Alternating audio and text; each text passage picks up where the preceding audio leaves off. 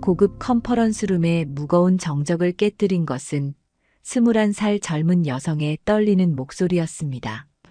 제가 해드릴게요. 아버지 수술비만 보탤 수 있다면 뭐든 해드릴 수 있어요. 순간 500억이 오가는 협상 테이블이 얼어붙었습니다.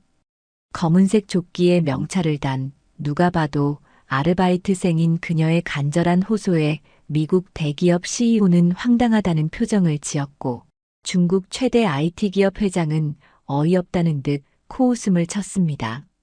뭐라고? 아버지 수술비? 제임스 밀러가 믿을 수 없다는 듯 되물었습니다. 지금 장난하는 거야? 여기가 어디인 줄 알고? 리웨이 회장도 차갑게 내뱉었습니다. 아가씨, 여기는 동정심으로 일자리를 주는 곳이 아니야. 당장 나가. 컨퍼런스룸에 모인 30여 명의 시선이 일제히 그녀에게 쏠렸습니다. 누군가는 동정 어린 눈빛을 보냈고 누군가는 미친 사람 보듯 고개를 저었습니다.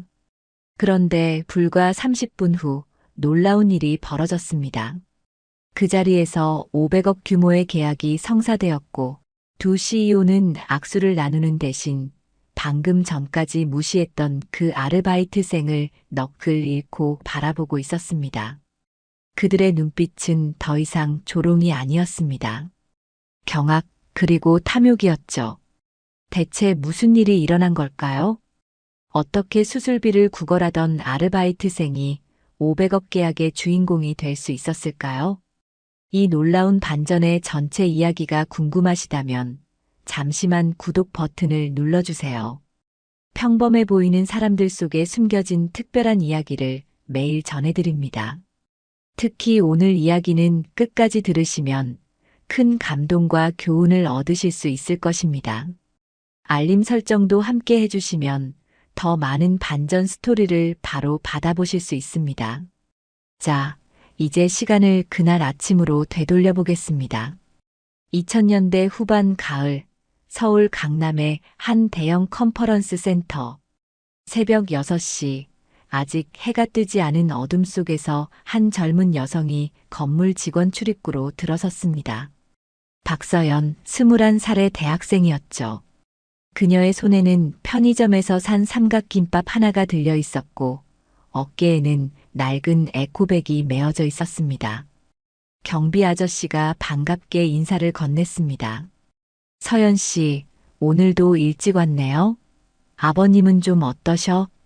서연은 억지로 미소를 지으며 대답했습니다. 네, 괜찮아요. 감사합니다. 하지만 현실은 전혀 괜찮지 않았습니다. 어젯밤에도 병원에서 독촉 전화가 왔었죠.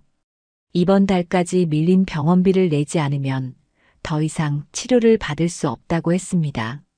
식물인간 상태로 누워있는 아버지.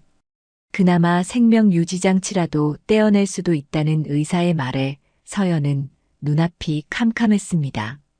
탈의실에서 유니폼으로 갈아입으며 서연은 작은 한숨을 내쉬었습니다. 1년 전만 해도 상상도 못했을 일이었습니다. 아버지는 중견기업을 운영하는 사장님이었고 서연은 서울대 통번역과에 수석으로 입학한 자랑스러운 딸이었으니까요. 그런데 삼촌의 배신으로 모든 것이 바뀌었습니다. 아버지의 친동생이었던 삼촌은 회사의 중요한 기술과 거래처를 빼돌려 자신의 회사를 차렸고 아버지의 회사는 하루아침에 부도가 났습니다. 그 충격으로 아버지는 뇌졸중으로 쓰러지셨고 지금까지 의식을 찾지 못하고 계셨죠. 매니저인 김민정의 날카로운 목소리가 들려왔습니다. 박서연, 뭐해? 빨리 안 나와? 오늘이 얼마나 중요한 날인지 몰라. 서연은 서둘러 밖으로 나갔습니다. 오늘은 한국에서 열리는 아시아 최대 규모의 IT 컨퍼런스였습니다. 전 세계에서 내로라 하는 기업인들이 모이는 자리였죠. 김민정 매니저가 차갑게 지시했습니다. 오늘 너는 VIP룸 담당이야. 음료 서빙이랑 안내만 하면 돼. 절대 나서지 말고. 실수하면 그날로 잘리는 거 알지? 서연은 조용히 고개를 끄덕였습니다. 시급 10,000원의 이 아르바이트조차도 그녀에게는 절실했으니까요. 오전 9시 VIP들이 속속 도착하기 시작했습니다. 서연은 복도에 서서 정중하게 인사를 하며 손님들을 맞이했습니다. 그런데 갑자기 엘리베이터 앞이 소란스러워졌습니다. 제임스 밀러, 실리콘밸리의 유명한 CEO가 얼굴을 붉히며 비서에게 소리치고 있었습니다. 뭐, 통역사가 안 왔다고? 이게 말이 되는 소리야? 500억짜리 계약인데. 비서가 당황하며 설명했습니다. 죄송합니다. 교통사고가 났다고 합니다. 지금 대체 인력을 찾고 있는데 영어와 중국어를 동시에 할 수 있는 전문 통역사를 급하게 구하기가. 그때 반대편에서 중국 IT 업계의 거물 리웨이 회장이 나타났습니다. 그 역시 직원들과 격앙된 목소리로 중국어로 대화를 나누고 있었습니다. 통역 없이 어떻게 협상을 한다는 거야? 한국 측은 도대체 뭘 하고 있는 거지? 서연은 본능적으로 그들의 대화를 모두 이해했습니다. 그녀는 어렸을 때부터 언어에 천재적인 재능이 있었고 한국과학고를 거쳐 서울대 통번역과에 수석 입학할 정도로 뛰어난 실력을 가지고 있었으니까요. VIP룸으로 들어선 두 CEO와 수행원들. 분위기는 살벌했습니다. 계약 시간은 다가오는데 통역사는 나타나지 않았죠. 제임스가 시계를 보며 짜증스럽게 말했습니다. 10분만 더 기다립니다. 그때까지 통역사가 안 오면 이번 계약은 없던 일로 하죠. 리웨이 회장도 고개를 끄덕였습니다. 동감입니다. 이런 준비도 안 된 곳과 무슨 사업을 하겠습니까? 컨퍼런스룸 담당자들이 발을 동동 구르며 전화를 걸어댔지만 답은 똑같았습니다. 지금 당장 올 수 있는 영어 마이너스 중국어 동시 통역사는 없다는 것이었죠. 서연은 구석에서 커피를 준비하며 그들을 지켜보았습니다. 가슴이 뛰기 시작했습니다. 그녀는 할 수 있었습니다. 영어도 중국어도 심지어 비즈니스 전문 용어까지도 완벽하게 구사할 수 있었죠. 하지만 자신은 그저 아르바이트생일 뿐이었습니다. 그때 김민정 매니저가 다가와 속삭였습니다. 야, 커피 빨리 가져다 줘. VIP들 기분이 안 좋아 보이잖아. 서연은 커피가 담긴 트레이를 들고 천천히 테이블로 걸어갔습니다. 그녀의 머릿속은 복잡했습니다. 아버지의 병원비, 500만 원의 독촉장, 그리고 지금 눈앞의 기회. 커피를 내려놓는 순간 제임스가 일어서며 말했습니다. 됐습니다. 우리는 가겠습니다. 이런 곳과는 일할 수 없으니까. 리웨이도 따라 일어났습니다. 바로 그 순간이었습니다. 서연의 손이 떨렸습니다. 지금이 아니면 기회는 없을 것 같았습니다. 그녀는 깊게 숨을 들이쉬고 떨리는 목소리로 말을 꺼냈습니다. 제가 해드릴게요. 순간 모든 시선이 그녀에게 쏠렸습니다. 제임스 밀러는 어이없다는 표정으로 서연을 위아래로 훑어보았습니다. 뭐라고 했나? 내가 커피나 나르는 아가씨가. 그의 목소리에는 조롱이 가득했습니다. 리웨이 회장도 한숨을 내쉬며 고개를 저었습니다. 한국은 정말 이해할 수 없는 나라군. 전문 통역사는 안 오고 아르바이트생이 나서다니. 김민정 매니저가 황급히 달려와 서연의 팔을 잡았습니다. 미안합니다. 이 아이가 실수를. 박서연 당장 나가. 하지만 서연은 물러서지 않았습니다. 아니, 물러설 수 없었습니다. 어젯밤 병원에서 받은 전화가 계속 머릿속을 맴돌았습니다. 이번 주까지 500만 원을 입금하지 않으시면 다른 조치를 취할 수밖에 없습니다. 서연이 다시 한번 입을 열었습니다. 이번에는 좀 더 분명한 목소리로 아버지 수술비만 보탤 수 있다면 뭐든 해드릴 수 있어요. 정말로 통역할 수 있습니다. 제임스가 코웃음을 쳤습니다. 아버지 수술비? 이거 정말 눈물겨운 사연이네. 하지만 여기는 자선단체가 아니야. 500억이 걸린 계약이라고. 내가 감당할 수 있을 것 같아? 서연의 눈빛이 흔들렸지만 그녀는 고개를 들었습니다. 한 번만 기회를 주세요. 실패하면 바로 나가겠습니다. 리웨이가 시계를 보며 말했습니다. 시간 낭비야. 우리 그냥 가시죠, 밀러 대표. 그때 제임스의 비서 중 한 명이 조용히 제안했습니다. 대표님, 어차피 통역사도 안 오는데 5분만 시험해 보는 건 어떨까요? 혹시 모르잖습니까? 제임스는 잠시 생각하더니 재미있다는 듯 입꼬리를 올렸습니다. 좋아. 재미있겠네. 자, 아가씨. 딱 5분 준다. 먼저 내가 하는 말을 중국어로 통역해봐. 그는 일부러 복잡한 비즈니스 용어를 섞어가며 빠르게 영어로 말하기 시작했습니다. 우리 회사는 이번 분기 매출이 전년 대비 35% 상승했고, 특히 클라우드 서비스 부문에서 괄목할 만한 성장을 이뤘습니다. API 통합과 머신러닝 알고리즘을 활용한 신규 플랫폼은 주변 사람들은 당황한 표정으로 서연을 바라보았습니다. 저런 전문 용어를 일반 대학생이 어떻게 통역할 수 있겠습니까? 그런데 놀라운 일이 벌어졌습니다.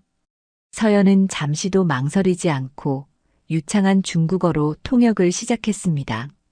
단어 하나하나가 정확했고 심지어 제임스가 일부러 넣은 복잡한 기술, 용어들까지 완벽하게 중국어로 전환했습니다.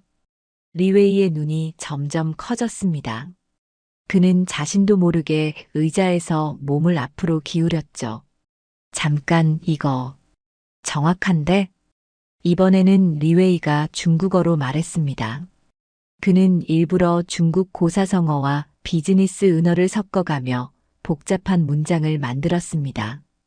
우리 회사의 와신 상담 정신으로 10년간 준비한 이 프로젝트는 일석삼조의 효과를 낼 것이며 특히 화동 지역 시장에서 서연은 이번에도 막힘없이 영어로 통역했습니다. 고사성어의 의미까지 정확하게 영어로 풀어 설명했죠. 제임스와 리웨이는 서로를 바라보았습니다. 두 사람의 눈에는 같은 감정이 담겨 있었습니다. 놀라움, 그리고 의구심. 이건 어떻게 가능한 거지?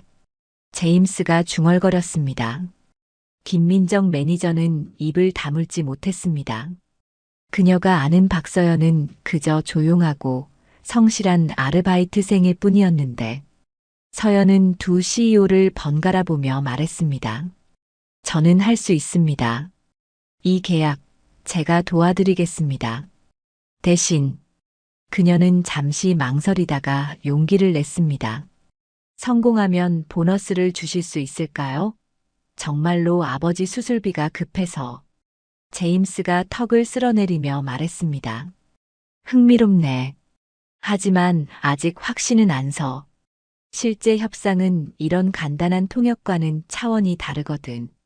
리웨이도 의심스러운 눈빛으로 서연을 바라보았습니다. 맞아요.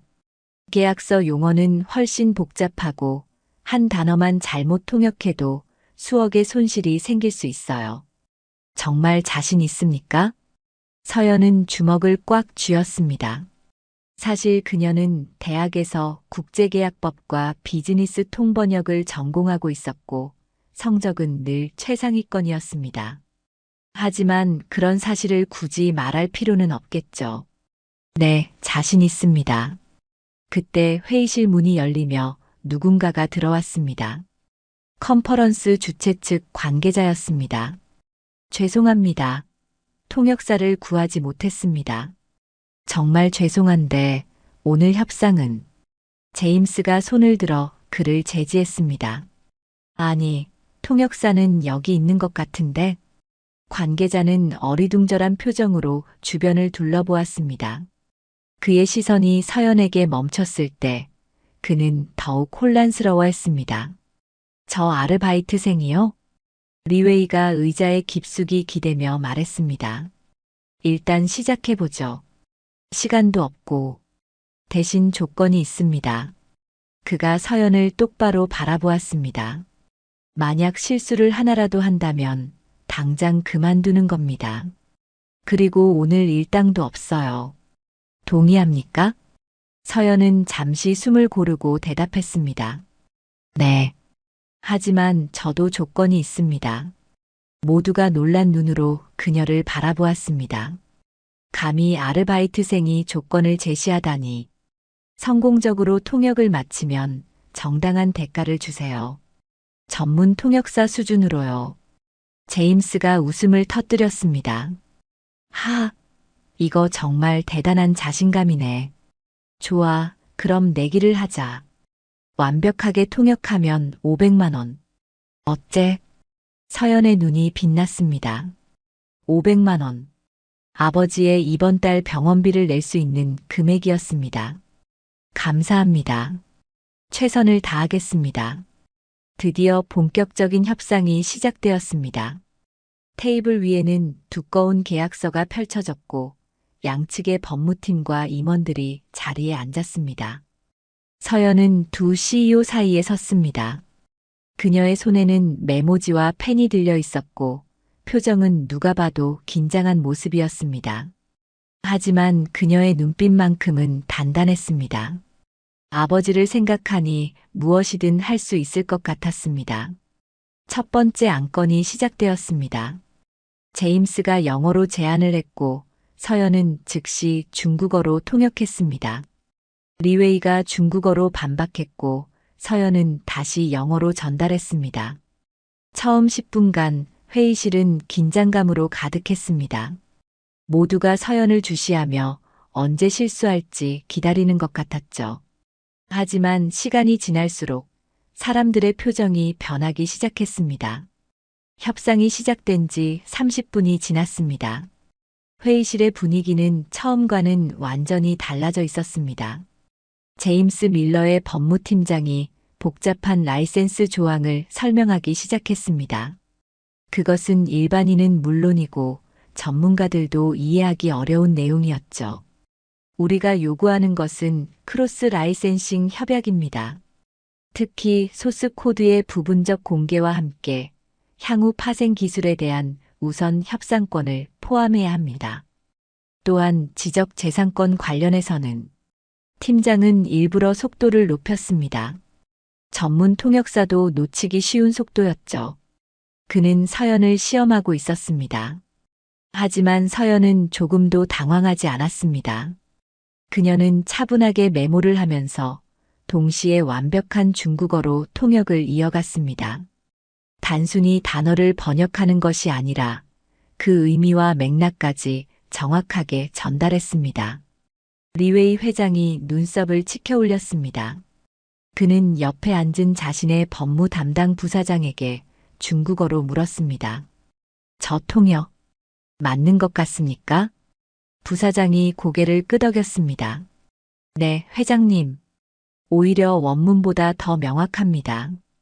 특히 법률 용어 처리가 전문 변호사 수준입니다. 이번에는 리웨이 측에서 반격을 시작했습니다. 중국 측 협상 대표가 일어서며 길고 복잡한 요구사항을 나열했습니다. 그는 중국 특유의 완곡한 표현과 직접적인 요구를 절묘하게 섞어가며 말했습니다. 우리는 상생의 정신으로 접근하고자 합니다. 하지만 시장 점유율 관련해서는 명확한 선을 그어야 합니다. 특히 화동, 화남 지역에서의 서연은 이건 역시 막힘없이 영어로 전달했습니다. 중국식 표현의 뉘앙스까지 살려가면서도 미국 측이 이해하기 쉽도록 재구성했죠. 제임스가 자신의 비서에게 속삭였습니다. 저 아이, 정말 아르바이트생이 맞나? 비서도 고개를 갸웃거렸습니다. 서류상으로는 그렇습니다만 협상은 점점 더 복잡해졌습니다. 기술 이전, 로열티 배분, 시장 분할, 향후 투자 계획까지 일반적인 통역사라면 벌써 여러 번 실수했을 내용들이었습니다. 하지만 서연은 달랐습니다. 그녀는 마치 이 분야에서 수년간 일한 전문가처럼 모든 내용을 완벽하게 소화했습니다. 2시간이 지났습니다. 쉬는 시간이 주어졌고 사람들은 잠시 자리를 떠났습니다. 김민정 매니저가 서연에게 다가왔습니다. 너, 정체가 뭐야? 어떻게 이런 걸 할 수 있는 거야? 서연은 지친 표정으로 답했습니다. 그냥 열심히 공부했어요. 사실 그녀는 지금 자신의 모든 능력을 쏟아붓고 있었습니다. 서울대 통번역과 수석, 한국과학고 시절부터 쌓아온 언어 실력, 그리고 아버지 회사에서 어렸을 때부터 들어온 비즈니스 대화들. 모든 것이 지금 이 순간을 위해 준비된 것 같았습니다. 화장실로 향하던 서연은 복도에서 우연히 두 CEO의 대화를 듣게 되었습니다. 제임스가 말했습니다. 인정해야겠군. 저 아이 보통이 아니야. 리웨이가 답했습니다. 동감입니다. 우리가 데려온 전문 통역사보다 나은 것 같은데요. 그런데 왜 아르바이트를 하고 있는 거지? 글쎄요. 뭔가 사연이 있는 것 같긴 한데. 서연은 조용히 그 자리를 떠났습니다. 그녀에게는 사연이 있었죠. 하지만 그것을 말할 필요는 없었습니다. 휴식 시간이 끝나고 협상이 재개되었습니다. 이제는 가장 중요한 부분, 금액과 조건을 확정하는 시간이었습니다.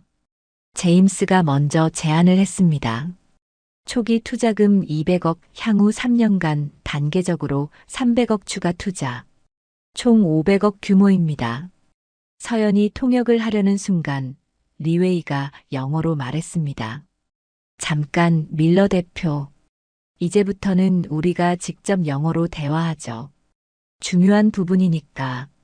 순간 서연의 얼굴이 창백해졌습니다. 통역이 필요 없다면 자신도 필요 없다는 뜻이었습니다. 500만 원도. 제임스가 고개를 끄덕였습니다. 좋습니다. 어차피 우리 둘 다 영어는 가능하니까. 서연은 뒤로 물러섰습니다.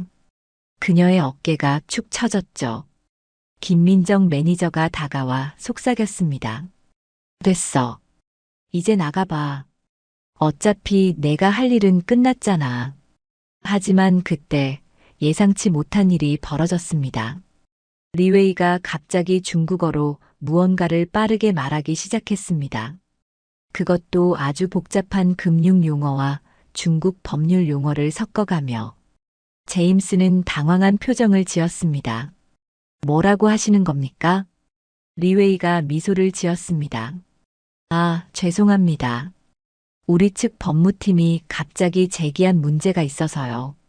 중국 정부 규정 관련 내용인데 이건 중국어로만 설명이 가능합니다.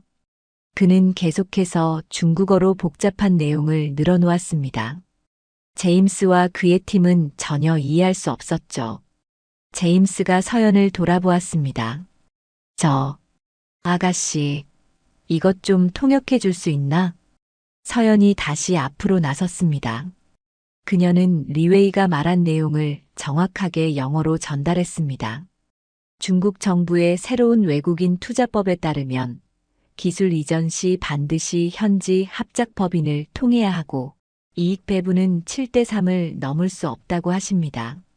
또한 제임스가 이해했다는 듯 고개를 끄덕였습니다. 아, 그런 규정이 있군요. 그럼 우리도. 이후 협상은 다시 서연의 통역에 의존하게 되었습니다.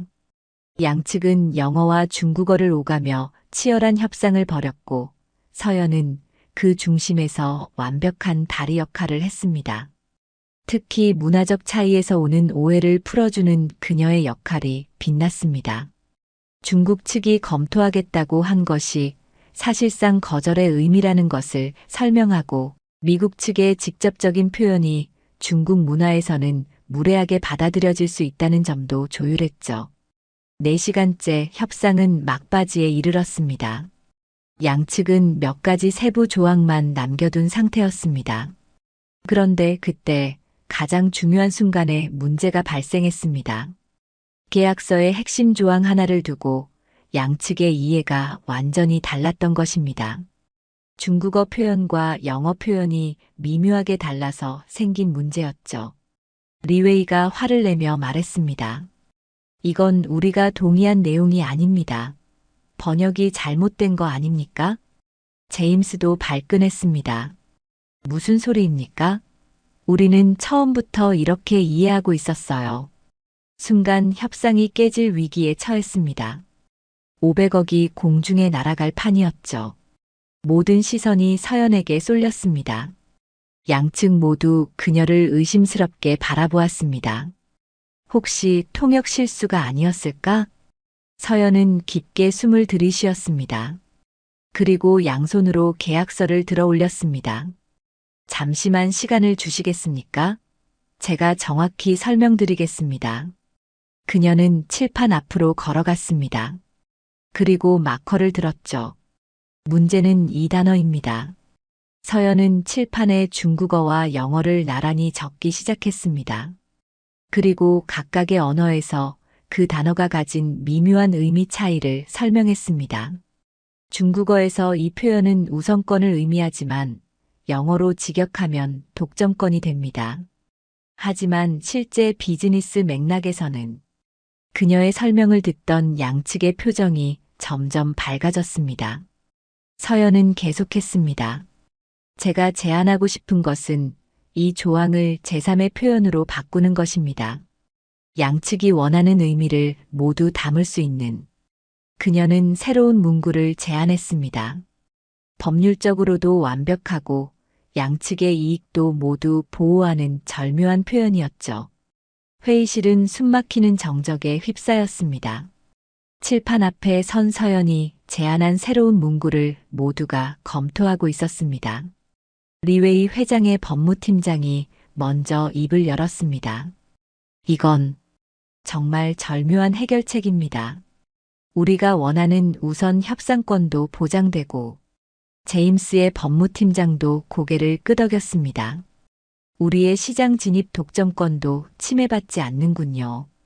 대체 어떻게 이런 생각을? 두 CEO는 서연을 새로운 눈으로 바라보기 시작했습니다. 이제 그녀는 단순한 통역사가 아니었습니다. 협상의 핵심 해결사였죠. 제임스가 리웨이에게 말했습니다. 이 제안을 받아들이시겠습니까? 리웨이가 미소를 지으며 답했습니다. 좋습니다. 이보다 더 나은 해결책은 없을 것 같네요. 두 사람이 악수를 나누려는 순간 서연이 조용히 말했습니다. 잠시만요. 한 가지 더 제안드려도 될까요? 모두의 시선이 다시 그녀에게 쏠렸습니다. 김민정 매니저는 경악한 표정으로 서연을 바라보았죠. 감히 아르바이트생이 CEO들의 결정에 개입하다니. 하지만 제임스는 흥미로운 표정을 지었습니다. 말해보시죠. 서연은 계약서를 다시 펼쳤습니다. 지금 계약서에는 양국 시장 진출에 대한 조항만 있습니다. 하지만 동남아 시장은요? 인도는요? 그 시장들도 곧 열릴 텐데 미리 정하지 않으면 나중에 또 분쟁이 생길 수 있습니다. 리웨이의 눈이 반짝였습니다. 흥미로운 지적이네요. 계속하세요. 서연은 세계 지도를 펼쳐 보였습니다. 그리고 각 지역의 시장 특성과 향후 성장 가능성을 설명하기 시작했습니다. 인도네시아와 베트남은 중국과 문화적으로 가깝지만 필리핀과 싱가포르는 미국식 비즈니스에 익숙합니다. 따라서 그녀는 각 지역을 어떻게 나누고 어떻게 협력할지에 대한 구체적인 방안을 제시했습니다. 마치 수년간 국제 비즈니스를 연구한 전문가 같았죠. 제임스의 비서가 작게 속삭였습니다. 대표님, 저 아이가 말하는 게 우리 전략팀이 3개월 동안 연구한 내용과 거의 일치합니다. 리웨이의 부사장도 놀라움을 감추지 못했습니다. 우리도 마찬가지입니다. 저 시장 분석은 정확합니다. 서연은 말을 이어갔습니다. 그리고 기술 공유 부분도 좀 더 명확히 하는 게 좋을 것 같습니다. 예를 들어 AI 관련 특허는 그녀는 복잡한 기술 용어들을 자유자재로 구사하며 설명했습니다. 양측이 놓치고 있던 중요한 부분들을 하나하나 짚어냈죠. 1시간이 더 지났습니다. 서연의 제안으로 계약서는 훨씬 더 완벽해졌고 양측 모두 만족스러운 표정이었습니다. 드디어 최종 서명의 순간이 왔습니다. 제임스가 펜을 들며 말했습니다. 오늘은 정말 특별한 날이네요. 500억 규모의 계약도 계약이지만 그는 서연을 바라보았습니다. 더 놀라운 인재를 발견한 날이기도 하니까요. 리웨이도 동의했습니다. 맞습니다. 솔직히 처음엔 무시했는데 제가 완전히 틀렸네요. 계약서의 서명이 끝나자 박수 소리가 터져 나왔습니다. 500억 규모의 대형 계약이 성사된 것입니다. 제임스가 서연에게 다가왔습니다. 약속한 500만 원 당연히 드리겠습니다. 하지만 그는 잠시 멈추더니 진지한 표정으로 물었습니다. 당신은 대체 누구입니까? 정말 그냥 아르바이트생인가요? 서연은 잠시 망설였습니다. 그리고 조용히 답했습니다. 저는 그냥 아버지 병원비가 필요한 대학생일 뿐이에요. 리웨이가 끼어들었습니다. 대학생? 무슨 과를 전공하시죠? 서울대학교 통번역과입니다. 순간 좌중이 술렁였습니다. 서울대라는 이름이 나오자 모두가 고개를 끄덕였죠. 하지만 그것만으로는 설명이 안 되는 부분이 많았습니다. 제임스가 다시 물었습니다. 그것만으로는 설명이 안 됩니다. 비즈니스 지식, 법률 지식, 기술에 대한 이해. 이건 학교에서만 배울 수 있는 게 아니에요. 서연은 슬픈 미소를 지었습니다. 아버지가 회사를 하셨어요. 어렸을 때부터 늘 곁에서 봐왔죠. 그녀는 더 이상 자세히 설명하지 않았습니다. 하지만 그녀의 눈에는 깊은 사연이 담겨 있었죠. 김민정 매니저가 황급히 다가왔습니다. 죄송합니다. 우리 직원이 실례를. 서연아, 이제 그만 나가자. 하지만 제임스가 그녀를 막았습니다. 잠깐만요. 아직 얘기가 안 끝났습니다. 그는 서연을 똑바로 바라보며 말했습니다. 우리 회사에 오지 않겠습니까? 정식으로 스카우트하고 싶습니다. 리웨이도 즉시 끼어들었습니다. 잠깐, 우리가 먼저 제안하겠습니다. 중국 본사에서 일한다면 연봉은 두 CEO가 서연을 두고 경쟁하기 시작했습니다. 불과 몇 시간 전 무시하고 조롱했던 그 아르바이트생을 두고 말이죠. 서연은 당황한 표정으로 뒤로 물러섰습니다. 감사하지만 저는 아직 학생이고. 그때 제임스의 핸드폰이 울렸습니다. 그는 잠시 통화를 하더니 놀란 표정으로 서연을 바라보았습니다.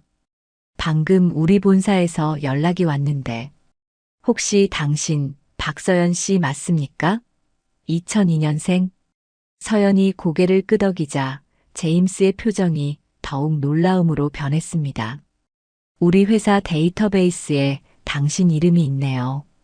3년 전 국제청소년 통번역 대회 대상 수상자. 리웨이도 핸드폰을 확인하더니 경악했습니다. 잠깐, 우리 쪽 자료에도 17살의 중국어 능력시험 최고 등급, 역대 최연소 만점자. 회의실이 다시 한번 술렁였습니다. 서연은 고개를 숙였습니다. 그녀의 과거가 하나둘씩 밝혀지고 있었죠. 제임스가 흥분하며 말했습니다. 이런 인재가 왜 아르바이트를? 서연이 작은 목소리로 답했습니다. 아버지가 쓰러지신 후 학비도 병원비도 모두 제가 해결해야 했어요. 그래서 그녀의 목소리가 떨렸습니다. 지금까지 억누르고 있던 감정이 올라오는 것 같았죠. 리웨이가 부드러운 목소리로 물었습니다. 아버님이 무슨 일을 하셨는지 물어봐도 될까요? 서연은 잠시 망설이다가 답했습니다. 무역회사였어요.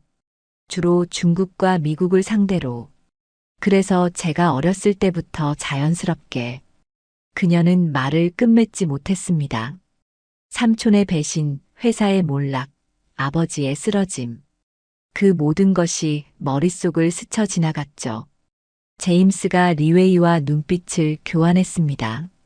두 사람은 무언가를 결정한 듯 고개를 끄덕였죠. 박서연 씨, 잠시 밖에서 기다려 주시겠습니까? 우리끼리 상의할 게 있어서. 서연이 회의실을 나가자 두 CEO는 진지한 표정으로 대화를 시작했습니다. 복도에서 기다리던 서연에게 김민정 매니저가 다가왔습니다. 너 정말 서울대생이었어? 그것도 수서? 서연은 힘없이 고개를 끄덕였습니다. 그럼 왜 이런 아르바이트를? 선택의 여지가 없었어요. 당장 돈이 필요했고 시간도 자유로운 일이 필요했거든요. 병원에도 가야 하고. 김민정의 표정이 복잡해졌습니다. 그녀는 지금까지 서연을 그저 하찮은 아르바이트생으로만 대했었죠. 30분 후 회의실 문이 열렸습니다. 제임스가 서연을 불렀습니다. 들어오세요. 중요한 제안이 있습니다. 서연이 다시 회의실로 들어섰을 때 분위기는 이전과는 완전히 달랐습니다. 두 CEO는 물론이고 양측의 임원들까지 모두 그녀를 존중하는 눈빛으로 바라보고 있었죠. 제임스가 먼저 입을 열었습니다. 박서연 씨, 우리는 방금 특별한 합의를 했습니다. 당신에 관한 것입니다. 리웨이가 이어받았습니다. 오늘 당신이 보여준 능력은 단순한 통역 수준을 넘어섰습니다. 두 문화를 이해하고 비즈니스를 꿰뚫어보는 통찰력. 이건 돈으로 살 수 없는 능력이죠. 제임스가 서류를 꺼내 보였습니다. 그래서 우리가 제안하는 것은 이렇습니다. 양사 공동 프로젝트의 수석 코디네이터 자리. 연봉은 그가 제시한 금액에 서연의 눈이 커졌습니다. 1년에 이어 아버지의 모든 병원비를 해결하고도 남을 금액이었습니다. 리웨이가 덧붙였습니다. 물론 학업도 계속할 수 있도록 배려하겠습니다. 주요 미팅 때만 참석하면 되고 나머지는 온라인으로. 서연은 믿을 수 없다는 표정으로 두 사람을 바라보았습니다. 정말 제게 그런 기회를 주신다는 건가요? 그때 회의실 문이 갑자기 열렸습니다. 잠깐만. 들어온 사람은 뜻밖에도 한국인 중년 남성이었습니다. 그는 비싼 양복을 입고 있었지만 얼굴에는 당황한 기색이 역력했죠. 서연의 얼굴이 순간 굳어졌습니다. 삼촌. 그렇습니다. 들어온 사람은 바로 박정민, 서연의 삼촌이자 아버지를 배신한 바로 그 사람이었습니다. 박정민은 헐떡이며 말했습니다. 제임스 대표님, 리웨이 회장님. 제가 늦어서 죄송합니다. 저도 이 프로젝트의 한국 측 파트너사 대표입니다. 서연은 충격으로 몸을 떨었습니다. 삼촌이 이 자리에 나타날 줄은 꿈에도 몰랐죠. 박정민의 시선이 서연에게 머물렀습니다. 그의 얼굴에 놀라움이 스쳐 지나갔죠. 서연이? 내가 왜 여기에? 그는 재빨리 상황을 파악한 듯 했습니다. 아, 알바를 하고 있구나. 그래, 형님이 그 모양이 되셔서. 그의 목소리에는 연민인지 조롱인지 모를 감정이 섞여 있었습니다. 제임스가 의외라는 표정으로 물었습니다. 두 분이 아는 사이입니까? 박정민이 웃으며 답했습니다. 제 조카입니다. 형님이 사업에 실패하신 후로. 안타까운 일이죠. 그는 일부러 실패라는 단어를 강조했습니다. 자신의 배신에 대해서는 일절 언급하지 않으면서 리웨이가 흥미롭다는 듯 말했습니다. 그럼 박 대표님도 조카분의 능력을 잘 아시겠네요.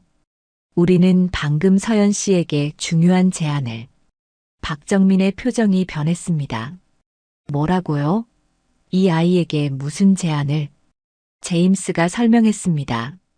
양사 공동 프로젝트의 수석 코디네이터 자리를 제안했습니다.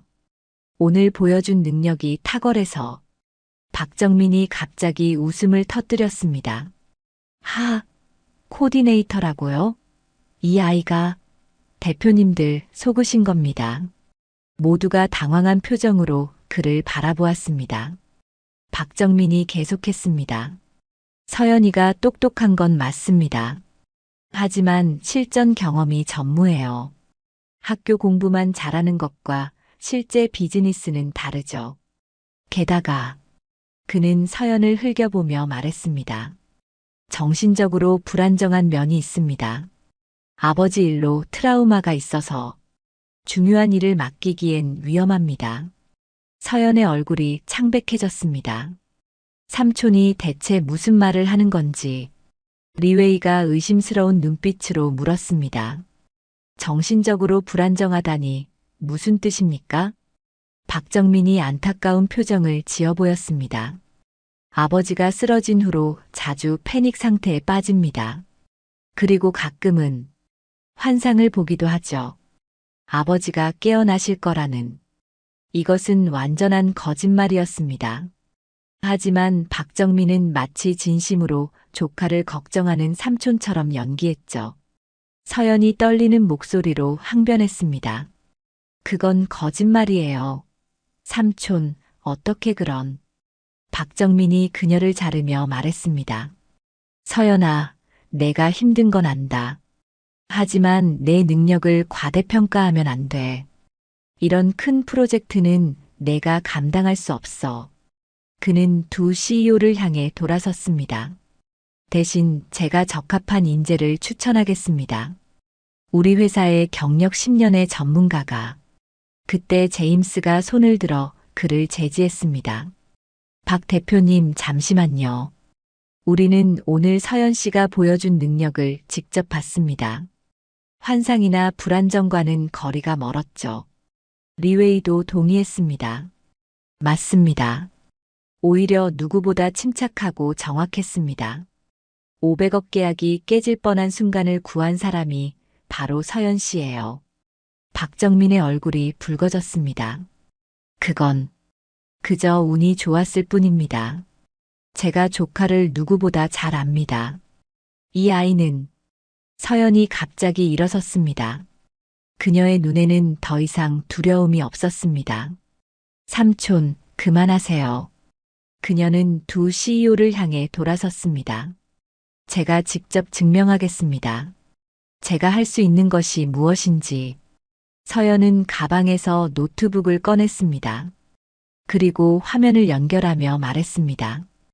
이것은 제가 오늘 협상을 들으면서 정리한 내용입니다.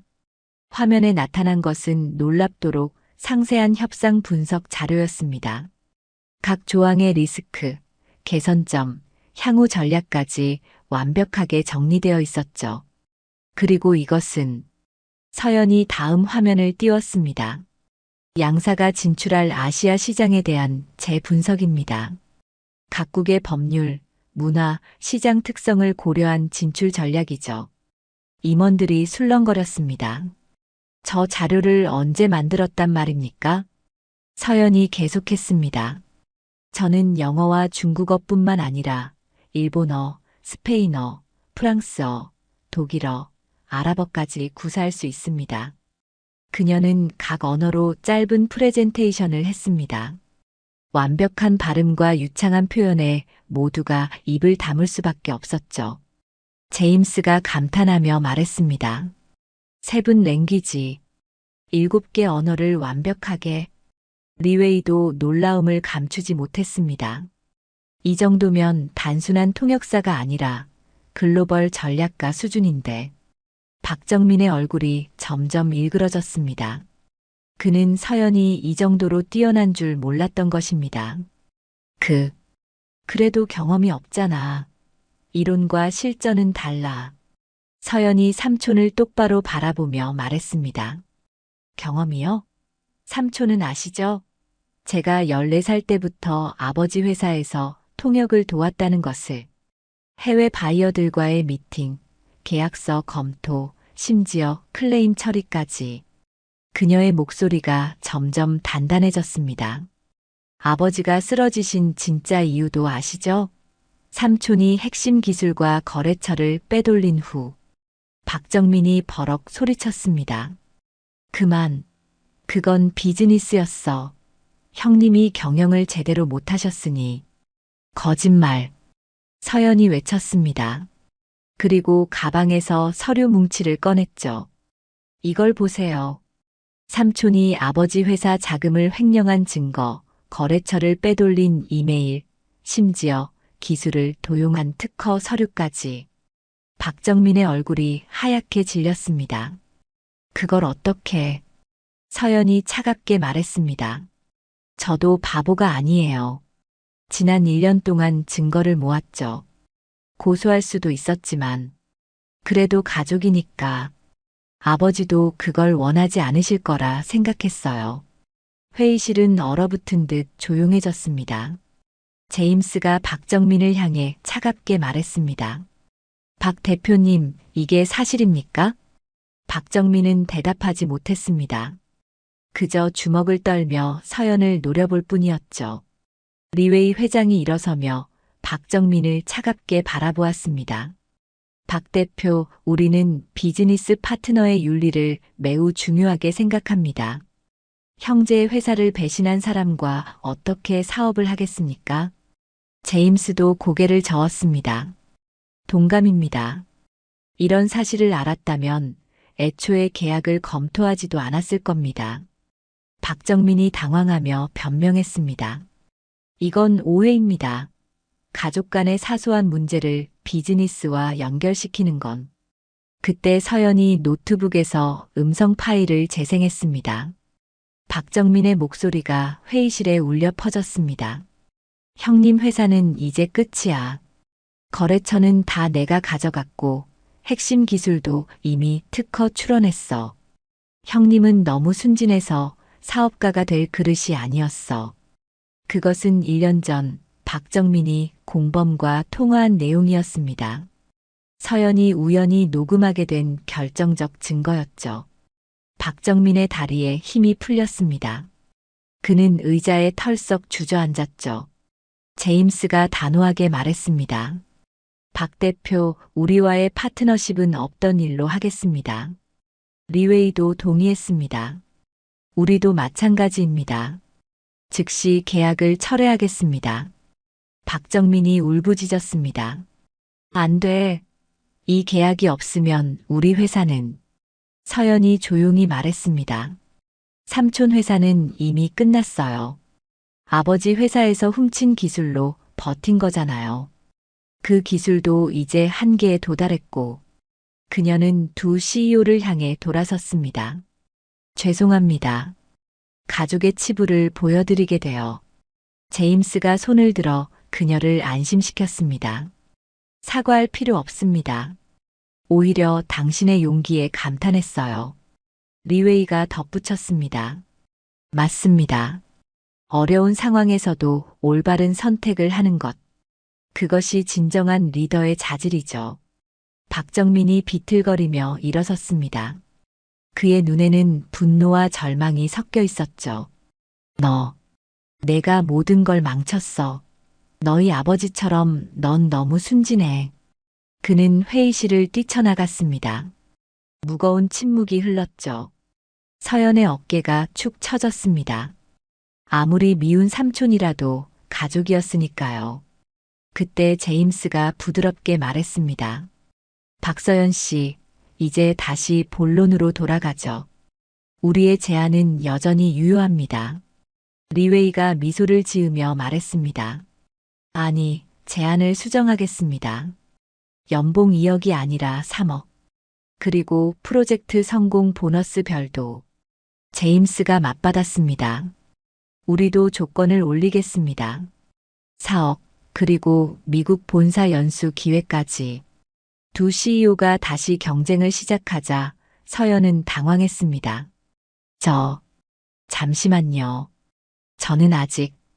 그때 서연의 핸드폰이 울렸습니다. 병원 번호였죠. 실례합니다. 병원에서. 받아도 될까요? 두 CEO가 고개를 끄덕이자 서연은 전화를 받았습니다. 그녀의 얼굴이 점점 밝아졌습니다. 정말이요?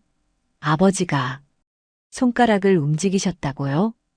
회의실의 모든 사람들이 그녀를 따뜻한 눈빛으로 바라보았습니다. 서연은 눈물을 글썽이며 전화를 끊었습니다. 아버지가 1년 만에 처음으로 반응을 보이셨대요. 의식이 돌아올 가능성이 있다고 제임스가 진심 어린 목소리로 말했습니다. 축하합니다. 정말 다행이네요. 리웨이도 고개를 끄덕였습니다. 이제 병원비 걱정은 하지 않아도 될 것 같네요. 서연이 두 사람을 번갈아 보며 말했습니다. 정말 감사합니다. 하지만 저는 두 분의 제안을 모두 받을 수 없어요. 두 CEO가 의외라는 표정을 지었습니다. 서연이 설명했습니다. 대신 다른 제안을 드리고 싶습니다. 제가 양사의 가교 역할을 하는 것은 어떨까요? 어느 한쪽에 속하지 않고 독립적인 컨설턴트로서. 그녀는 노트북 화면을 바꿨습니다. 오늘 협상을 보면서 느꼈습니다. 두 회사는 경쟁자가 아니라 서로를 보완할 수 있는 파트너예요. 미국의 기술력과 중국의 시장, 그리고 한국의 문화적 가교 역할. 제임스와 리웨이가 서로를 바라보았습니다. 서연이 계속했습니다. 저는 글로벌 브릿지 컨설팅이라는 회사를 만들고 싶습니다. 언어와 문화의 장벽을 허무는 회사요. 두 분이 첫 고객이 되어주신다면. 그녀의 눈이 반짝였습니다. 더 이상 두려워하는 소녀가 아니었죠. 당당한 사업가의 모습이었습니다. 리웨이가 감탄하며 말했습니다. 21살의 창업이라. 대단한 용기네요. 제임스도 고개를 끄덕였습니다. 아버님의 피를 물려받은 것 같네요. 사업가의 피를. 서연이 미소 지었습니다. 아버지가 늘 말씀하셨어요.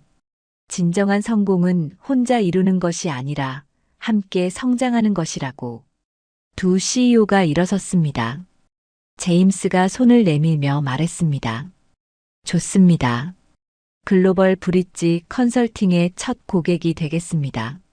리웨이도 악수를 청했습니다. 우리도 참여하겠습니다. 초기 자본금도 투자하죠.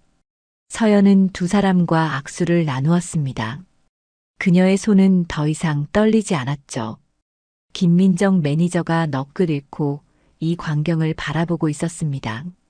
몇 시간 전까지 커피를 나르던 아르바이트생이 이제는 CEO들과 대등하게 악수를 나누고 있었으니까요. 회의가 끝나고 서연이 짐을 정리하고 있을 때 제임스가 다가왔습니다. 한 가지 궁금한 게 있습니다. 왜 처음부터 능력을 드러내지 않았죠? 서연이 잠시 생각하더니 답했습니다. 기회를 기다렸어요. 진짜 실력은 적절한 때에 보여야 가치를 인정받으니까요.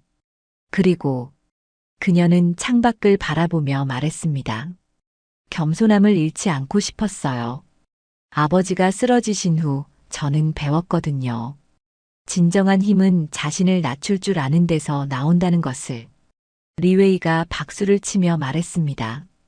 현명한 생각입니다. 그 나이에 그런 지혜를 가지다니. 서연이 밝게 웃었습니다. 이제 병원에 가봐야 해요. 아버지께 오늘 일을 말씀드리고 싶어요. 그녀가 회의실을 나서려는 순간 제임스가 불렀습니다. 박서연 대표님. 서연이 돌아보자 두 CEO가 정중하게 고개를 숙였습니다.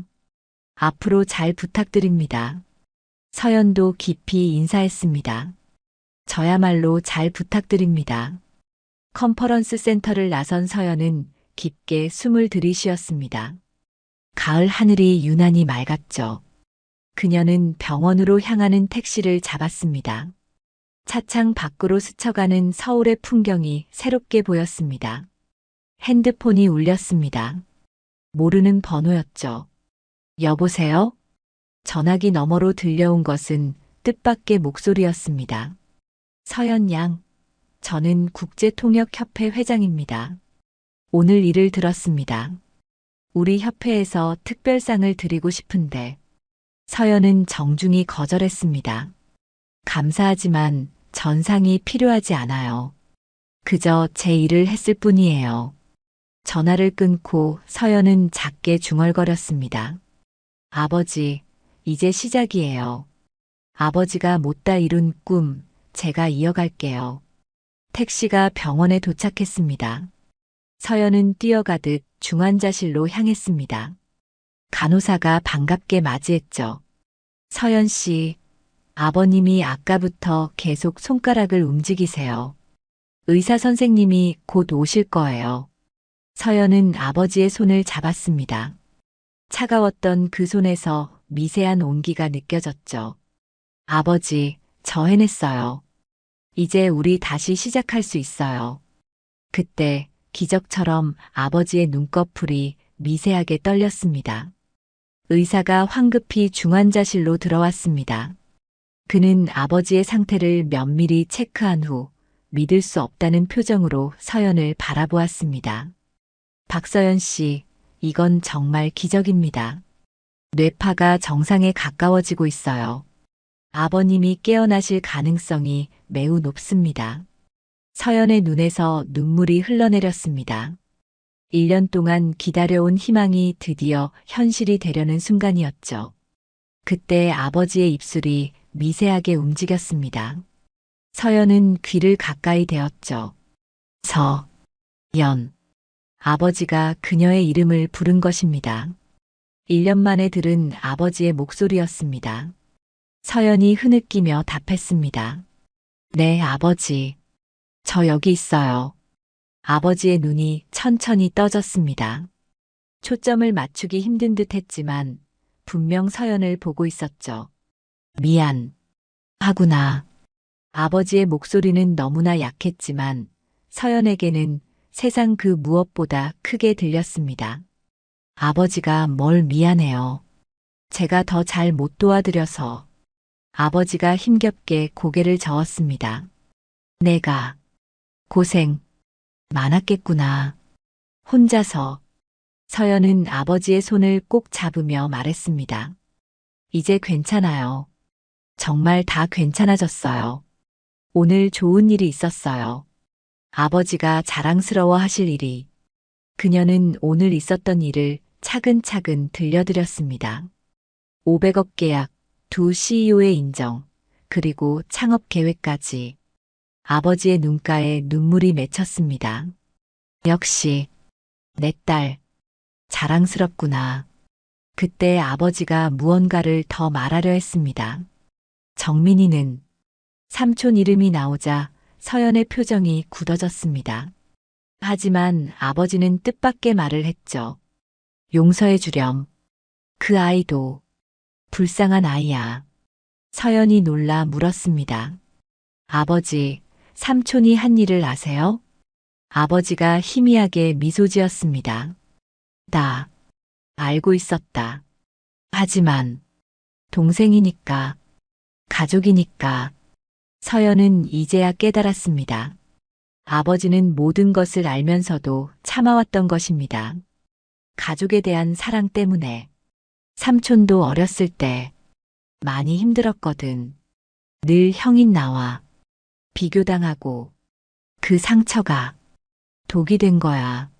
아버지의 말을 들으며 서연은 삼촌을 다른 시각으로 보게 되었습니다. 바로 그때 병실 문이 조심스럽게 열렸습니다. 들어온 사람은 다름 아닌 박정민이었습니다. 그는 초췌한 얼굴로 형의 병상 앞에 무릎을 꿇었죠. 형님, 죄송합니다. 정말 죄송합니다. 박정민은 흐느끼기 시작했습니다.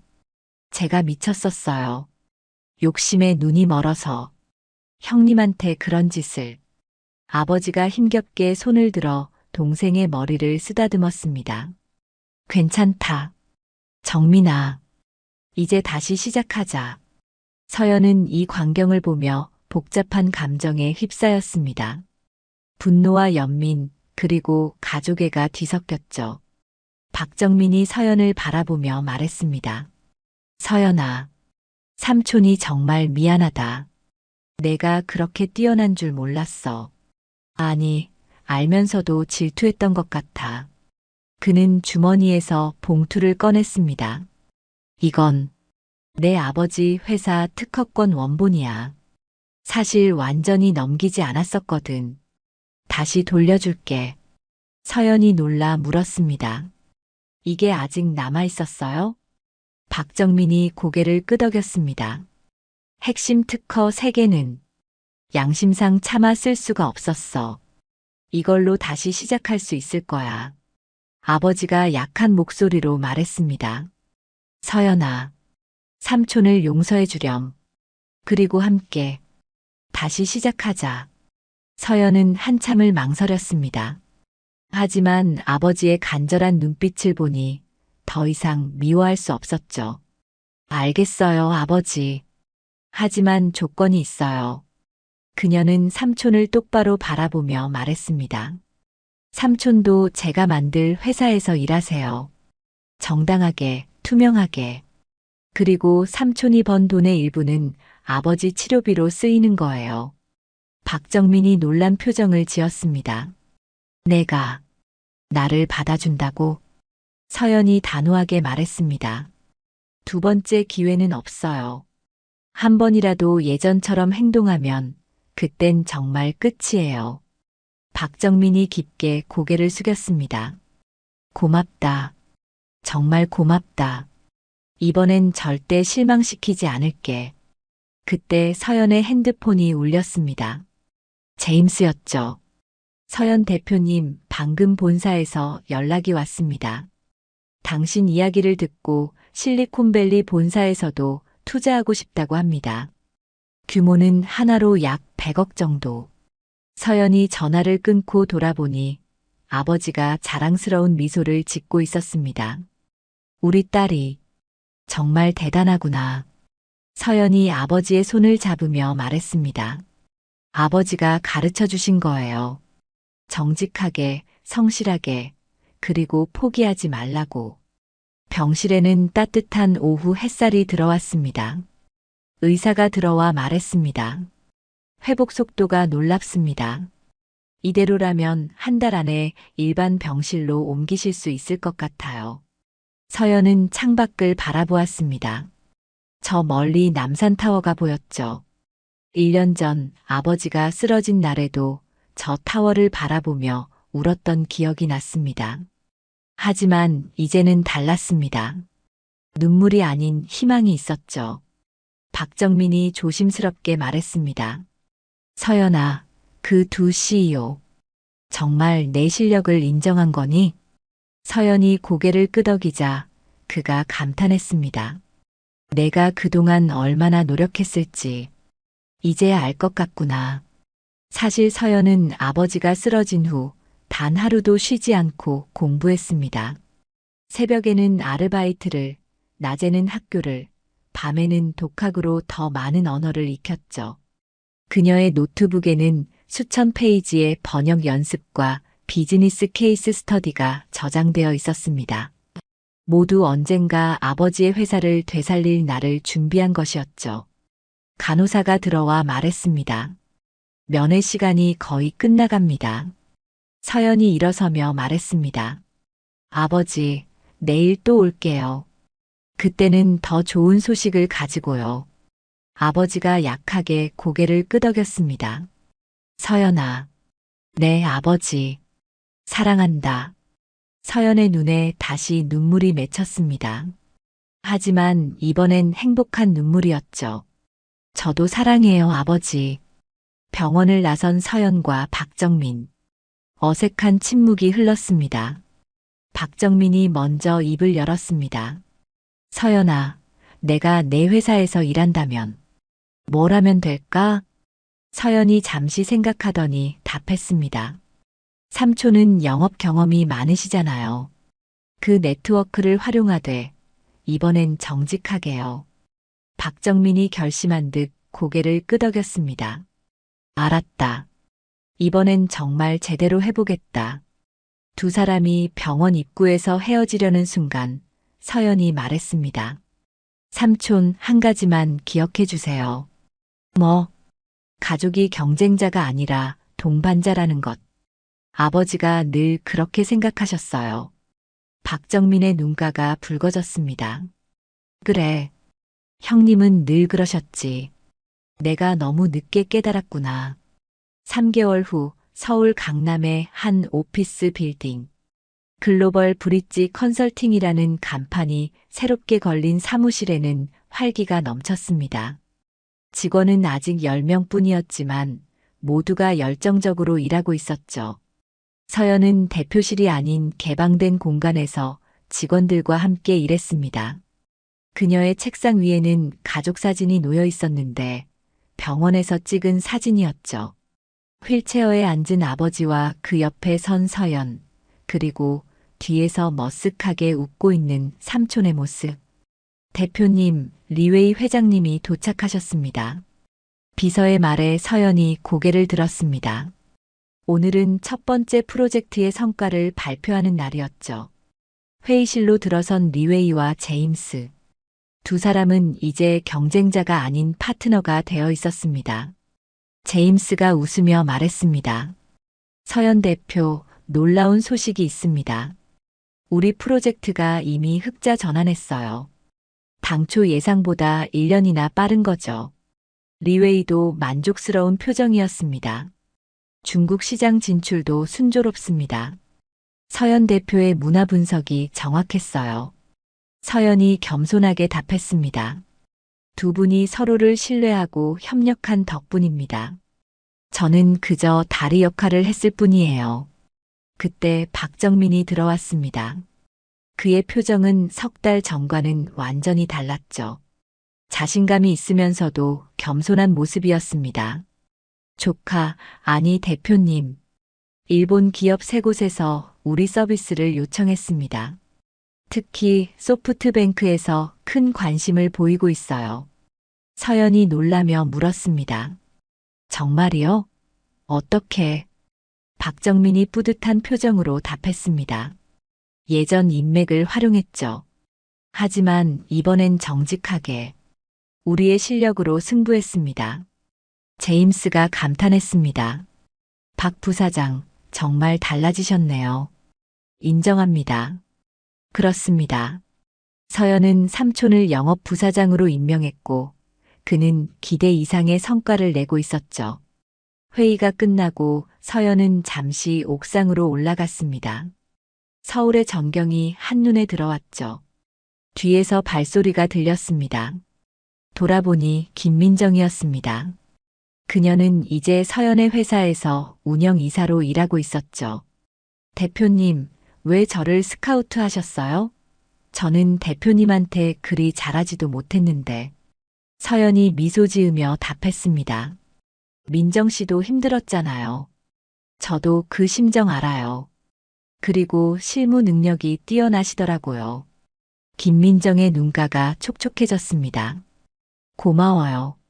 정말. 이런 기회를 주셔서.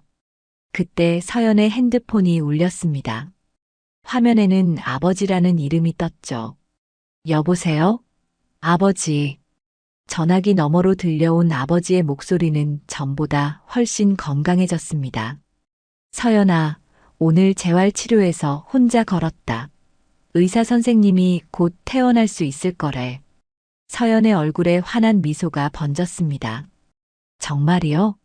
축하해요, 아버지. 그보다 내 회사는 어떠니? 힘들지 않니? 서연이 따뜻하게 답했습니다. 힘들지만 행복해요. 아버지가 걸어왔던 길을 이제 제가 걷고 있으니까요. 아버지의 목소리가 떨렸습니다. 자랑스럽구나. 정말 자랑스러워. 전화를 끊고 서연은 다시 서울의 풍경을 바라보았습니다. 저녁 무렵 서연은 직원들과 함께 회식 자리를 가졌습니다. 화려한 레스토랑이 아닌 소박한 한식당이었죠. 건배를 제안하며 서연이 말했습니다. 오늘은 특별한 날이에요. 우리 회사가 시작한 지 딱 100일째거든요. 직원들이 박수를 쳤습니다. 서연이 이어서 말했습니다. 그리고 한 가지 발표가 있어요. 우리 회사의 수익 일부를 청년 창업 지원 재단에 기부하기로 했습니다. 박정민이 놀라 물었습니다. 벌써 기부를? 서연이 고개를 끄덕였습니다. 제가 어려울 때 누군가 손을 내밀어 줬다면 얼마나 좋았을까 생각했어요. 이제 제가 그 손이 되고 싶어요. 직원들의 눈빛이 더욱 빛났습니다. 그들은 단순히 월급을 받기 위해 일하는 것이 아니라 의미 있는 일에 참여하고 있다는 자부심을 느꼈죠. 회식이 끝날 무렵 한 젊은 직원이 서연에게 물었습니다. 대표님, 궁금한 게 있어요. 그날 왜 그렇게 용기를 내실 수 있었어요? 두 CEO 앞에서 나서는 게 쉽지 않았을 텐데. 서연이 잠시 생각에 잠기더니 답했습니다. 아버지 때문이었어요. 병원비도 병원비지만 깨어나실 때 제가 뭘 하고 있었는지 자랑스럽게 말하고 싶었거든요. 그녀는 창밖을 바라보며 말을 이었습니다. 그리고 깨달았어요. 기회는 기다리는 게 아니라 만드는 거라는 걸. 겉모습이나 나이, 지위는 중요하지 않아요.